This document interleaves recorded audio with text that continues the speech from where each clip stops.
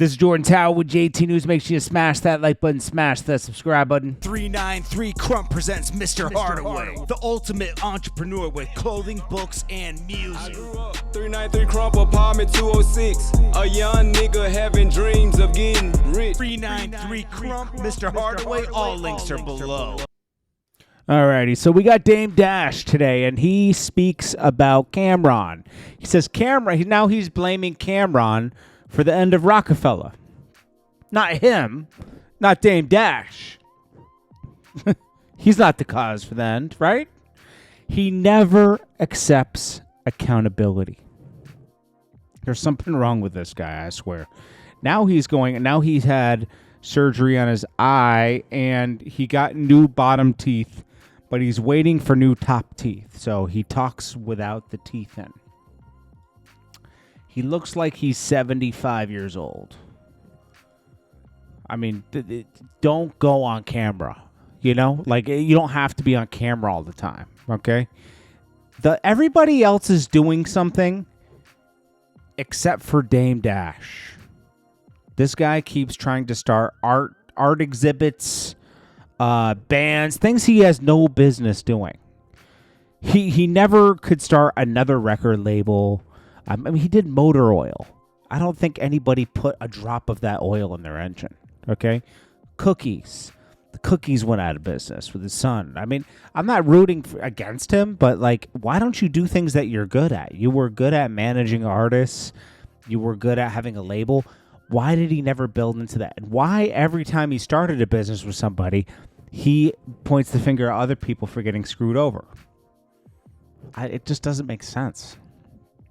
So now he's blaming Camron for prematurely announcing his presidency at Rockefeller to run Dipset. He made it sound like he was going to be the president of Rockefeller, and that is what sparked the downfall.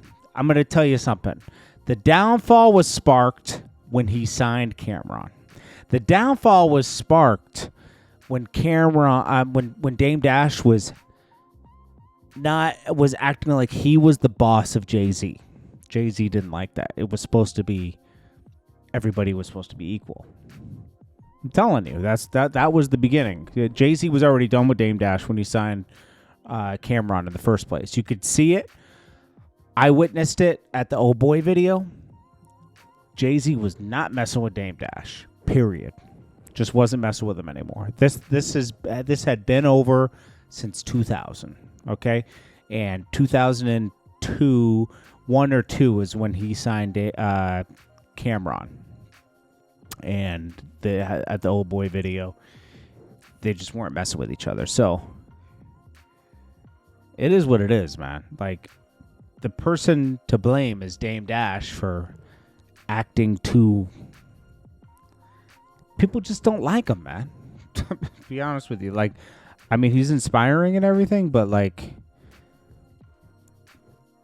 people just don't like him. He's not good to do business with, you know? Like, he was good at starting the company, but like, as a partner in business, his partners didn't like him.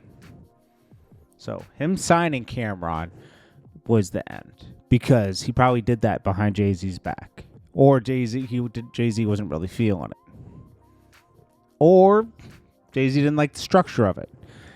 Things were getting a little out of control where they were kind of running the building instead of just being there. It could have been structured differently, where it was like Dipset, Rockefeller Dipset.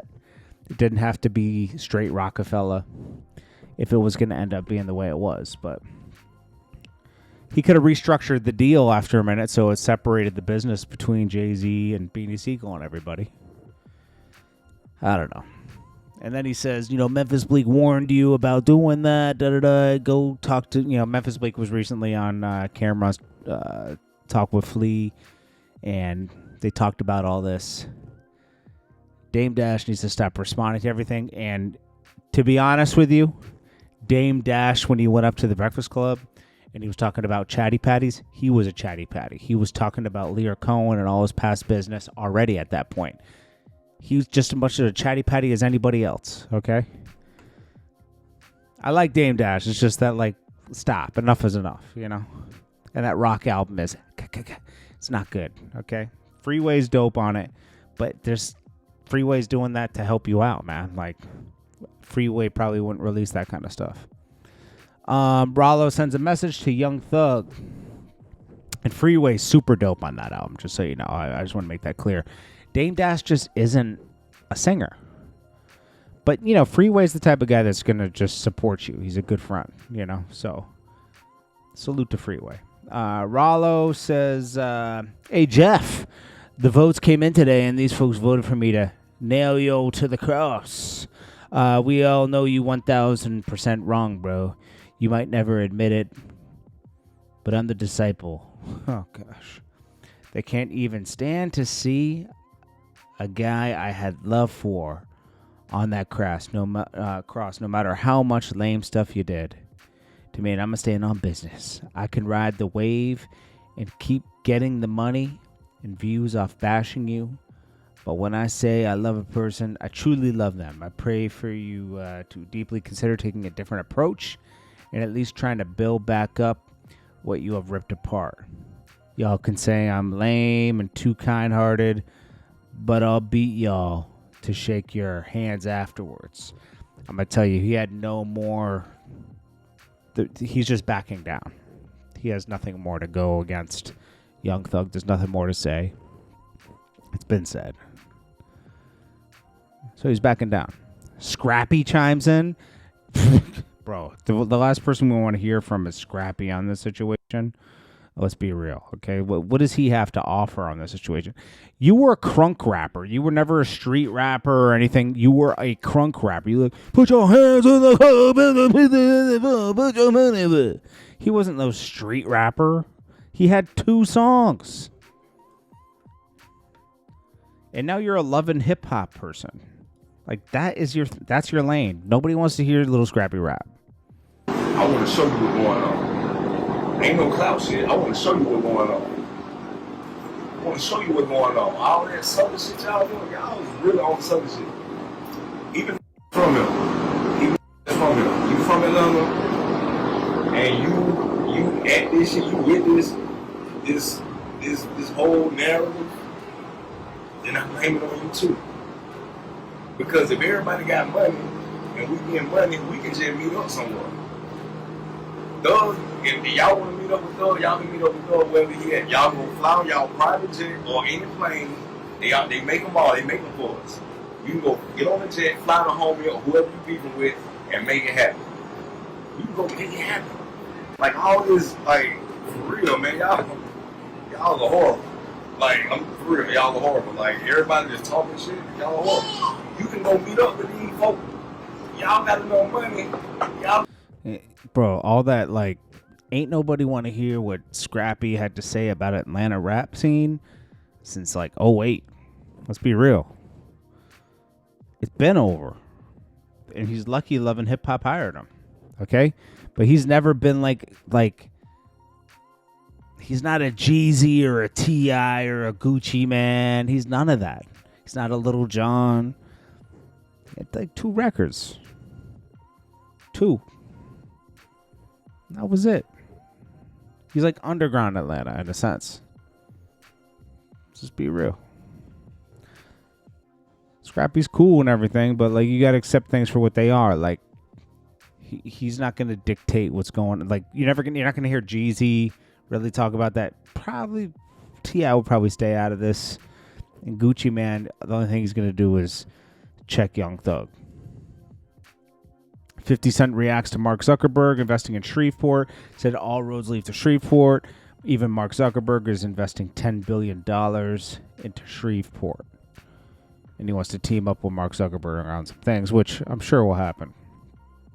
August Alsina announces, and his boyfriend announced their love for each other. Whatever. Then Young Thug talks about doing songs with Kendrick Lamar. I don't be understanding that type of shit. Supposed to be a nigga who bless a nigga. That's why them niggas will never be bigger than Drake ever in life. Niggas will never be bigger than Buddy. Buddy gonna do it right. Buddy fucking with everybody. You know how many niggas like Drake change? How many niggas can take care of their family because of Buddy?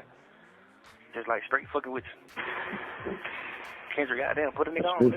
Y'all niggas, you're a superstar. You don't ran up you a few hundred M, but you ain't put nobody on though. You see what I'm saying? You ain't even put Keem on. Cause the shit you and him doing, this shit ain't really doing that. Right. Put somebody on. It's okay to run you a few hundred M's up, but who you help though? You ain't really help nobody. It's the saying. You did all that shit for nothing, nigga. You ain't help nobody, nigga. I ain't fucking with you, bro. You really trying to keep all the blessings to yourself. You really trying to keep everything to yourself. You really sit in the studio and work on the album and don't. Yeah, whatever. And then Drake. Okay, so Drake does his podcast with Bobby Altoff, and he's on there complaining about podcasters. Oh, people saying he doesn't do interviews with anyone from the hip-hop genre. He doesn't. And he was like, yo, I wanted to open up the lane and sit down with somebody like you and open up for the Kai Cenats and all that. People were already dealing with streamers before. You didn't set the trend with Bobby sitting down with her and having rappers come on streamers' platforms. Aiden did that, and a couple other streamers started having rappers on, and that kind of set that trend. You sitting down with Bobby was just weird and like safe for you. And also, it was to help out your agency.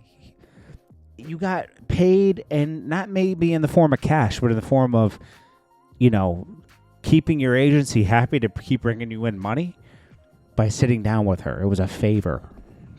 That's all of her guests were favors. It was, most of them were from the same agency. That's it. And Drake, I'm going to be honest with you. Drake keeps making horrible moves in the past 6 months. Horrible moves.